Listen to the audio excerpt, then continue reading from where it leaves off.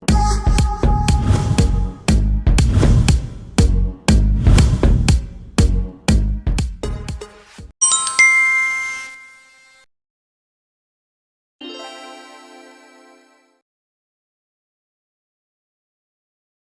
don't know if I still have it.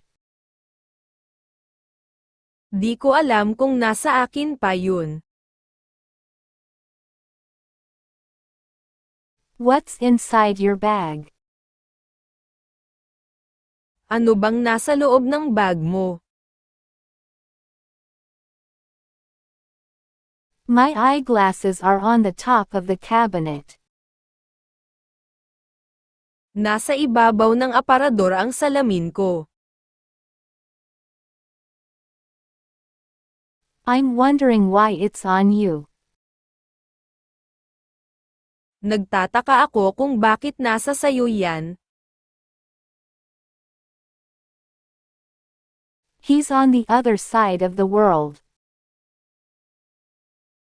Nasa kabilang ibayo siya ng mundo. Who looks after your child when you're at work? Sino ang tumitingin sa anak mo kapag nasa trabaho ka? I'm inside the house when it rained. Nasa loob ako ng bahay nang umulan. It's difficult to figure out what's on Kevin's mind. Mahirap alamin kung ano ang nasa isip ni Kevin. I'll leave it up to you. Bahala ka na, nasa iyo na yun. Are we in danger? Nasa panganib ba tayo? They're all upstairs. Nasa itaas silang lahat. Who ate the bread on the table?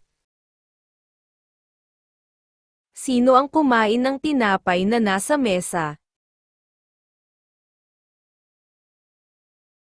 I didn't notice that she's inside.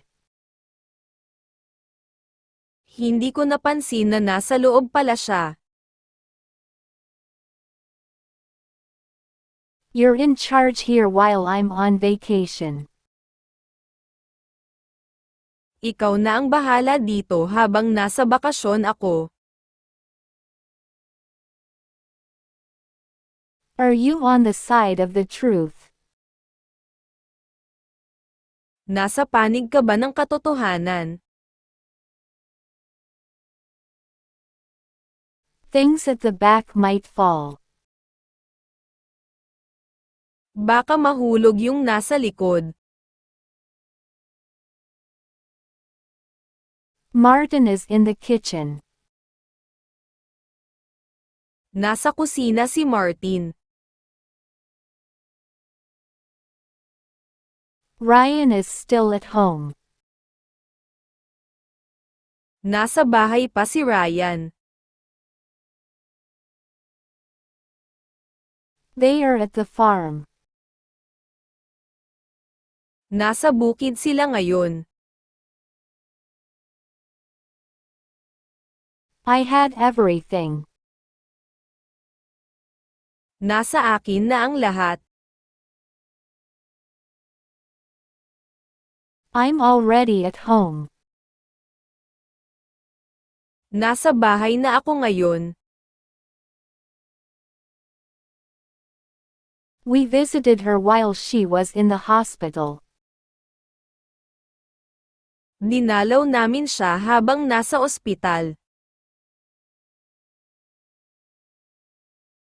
I'm in the bedroom.